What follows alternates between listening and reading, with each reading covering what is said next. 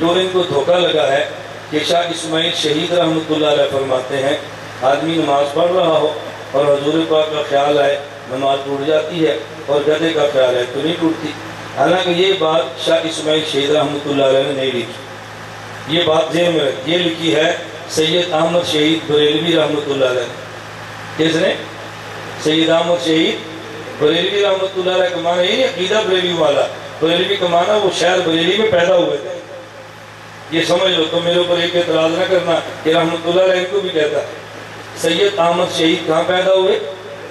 بریلی شہر میں. تو کیا کہیں گے ان کو؟ بریلوی. اس لیے جب کوئی تمہیں بریلوی اعتراض کرے نا تو انہیں کہنا یہ سید احمد ادھر سے اس کو نا بیوقوف خراب کر.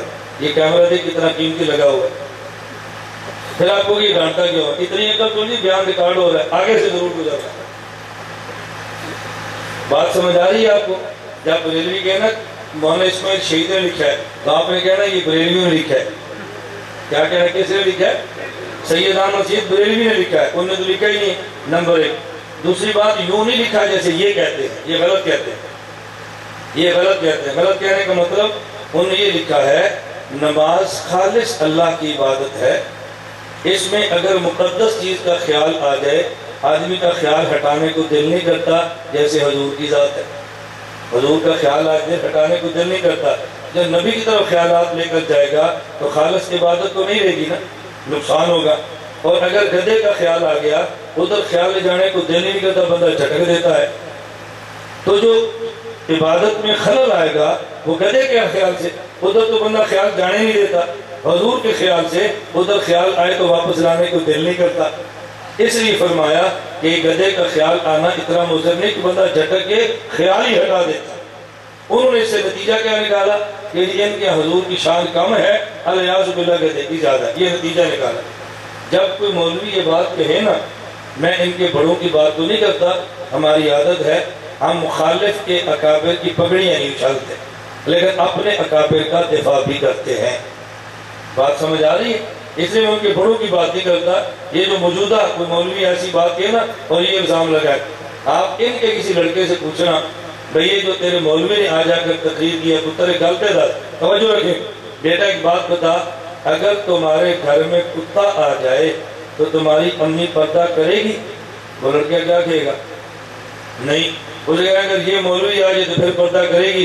اس نے کہنا جی ہاں. اس نے اس کا مطلب کتے نہ نہیں بیٹھے گا. اس کا مطلب یہ کتے سے بھی کرتا ہے نا کہ کتا آیا تو پردہ نہیں ختم ہوا اور حضرت آ گیا تو پردہ ختم ہو گیا تو کتے سے پردہ نکلا. وہ کہ نہیں کہنا نہیں کی ہوتا ہے. اس مسئلے پر تو نے نتیجہ نکالنا ہے، اس پر ہم نتیجہ نکال لیتے ہیں. آپ بات سمجھنا، مسئلہ سمجھو. کوئی آدمی یہ کہے کہ یہ میری بیوی ایسے ہے جیسے میری ماں ہے، حرام ہوگی کہ نہیں؟ زہار ہے، حرام ہوگی. اب کفارہ دے گا تو حلال ہوگی وگرنہ حلال نہیں. کیوں؟ اس نے کہا یہ میری بیوی ایسے جیسے میری ماں ہے، بیوی حرام ہوگی. کفارہ دے گا تو حلال ہوگی وگرنہ حلال نہیں ہوگی. اور کوئی بندہ کہہ دے یہ میری بیوی ایسے ہے جیسے میری گدھی، اب حرام ہوگی. تو کیا مطلب؟ کوئی بندہ اس سے یہ نتیجہ نکالے الیاذ باللہ کہ ماں گدھی سے بھی بدتر ہوتی ہے، یہ نتیجہ نکالنا جائز ہے؟ کیوں؟ اس لیے کفارہ اظہار کا تعلق یہ گدھی سے نہیں ہے، اس کا تعلق تقدس سے ہے. تقدس ماں کا ہوتا ہے، تقدس گدھی کا نہیں ہوتا. پردے کا تعلق جانور سے نہیں ہے، انسان سے ہے. جانوروں سے پردے نہیں ٹوٹتے، انسانوں سے ٹوٹتے ہیں. پردے کا مسئلہ جانور کا ہے، پر جانور کا نہیں انسان کا ہے. تو جب آدمی نماز پڑھے گا تو نماز میں خلل کب آئے گا؟ جب کوئی مقدس چیز نماز میں آئے جس کو نہیں آنا چاہیے، تو بدتر چیز آئے بندہ جھٹک دیتا ہے، اس سے نماز پہ کیا فرق پڑنا ہے؟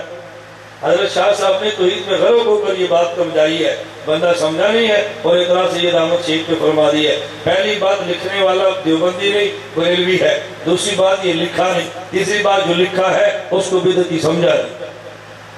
اب پوری بات سمجھ آ گئی؟ آج کل اکثریت جماعتیں اپنے آپ کو سنی کہتی ہیں، دیوبندی وہ سنی ہے، بریلوی ہے سنی ہے. بھائی کہنے سے کچھ نہیں ہوتا، عقیدے سے ہوتا ہے. میرا عقیدہ سنت کا ہے میں سنی ہوں، میرا عقیدہ سنت کا نہیں ہے تو میں سنی نہیں ہوں. مسئلہ عقیدے کا ہے۔ اللہ ہم سب کو اہل سنت والجماعت احناف دیوبند کے عقائد کے مطابق اپنی زندگی بنانے کی توفیق عطا فرمائے۔